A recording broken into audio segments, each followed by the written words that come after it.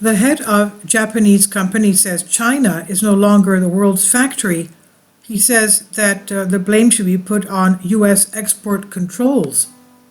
Zero Hedge reports on WND, and what could be the beginning of a trend, Japanese company Kyocera is now investing in production in its home country of Japan because it says China can no longer be relied on as the world's factory, quote-unquote. U.S. sanctions on China's access to advanced technology have become a headwind in the country's ability to act as a manufacturing base for exports, a new report from FT says. Kyocera is constructing its first factory in Japan in almost 20 years as a result. President Hideo Tanimoto said it works as long as products are made in China and sold in China, but the business model for producing in China and exporting abroad is no longer viable. Not only have wages gone up, but obviously with all that's happening between the US and China, it's difficult to export from China to some regions.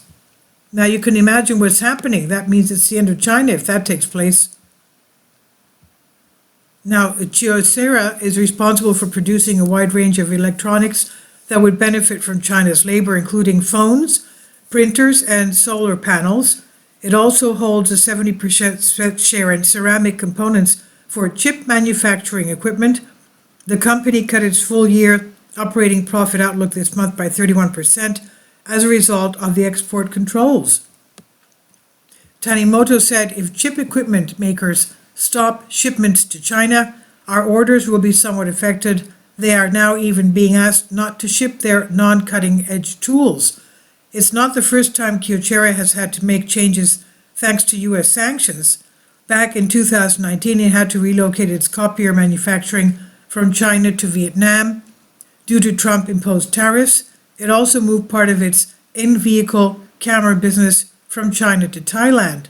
Under the new controls, it's nearly impossible to produce hardware in China, Tanimoto said.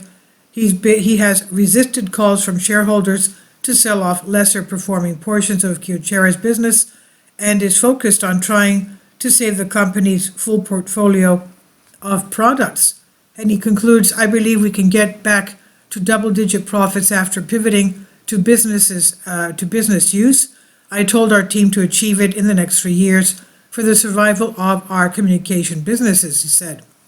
Please leave your comments and thank you for your support. Kindly support my Patreon account. The daily posts are 5 videos daily and they are totally different from what I have on my YouTube channel. Thank you so much for your support and that you find all my content so interesting. You'll find the Patreon account details in the description box.